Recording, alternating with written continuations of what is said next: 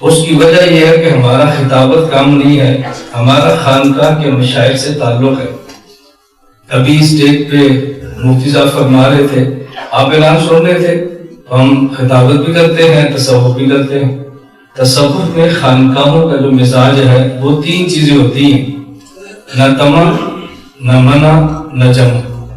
یہ خانقاہوں اور صوفیاء کا مزاج ہے۔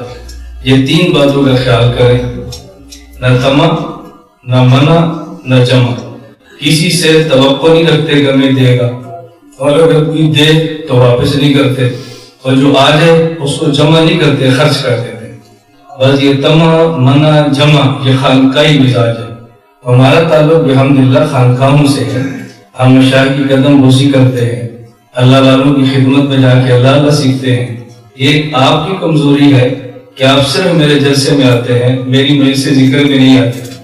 آپ کبھی ہمارے خانقاہ میں تشریف لائیں، اللہ کرتے لوگوں کو دیکھیں، تو پھر آپ کو احساس ہوگا کہ مولانا صاحب سچیت کی خطیب بھی نہیں ہے، خانقاہ کے پیر بھی ہیں، لیکن وہ آئیں تو پھر ہے، کیونکہ آپ کا مزاج یہ ہے۔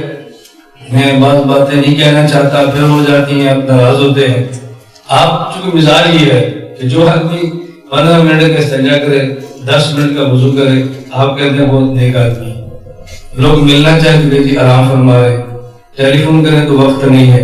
اب لوگ سمجھتے ہیں پیر صاحب اور بڑے آدمی جو ہر کسی کا فون سن لے، استنجا وضو خود کر لے، بے تکلفی سے بات کرے، اس سے اس دنیا میں نہ کوئی بڑا سمجھتا ہے نہ کوئی پیر سمجھتا ہے۔ تو یہ میری بیماریاں ہیں، اور ہم اللہ سے دعا کرتے ہیں کہ یہ بیماریاں موت تک رہیں اور ختم نہ ہو۔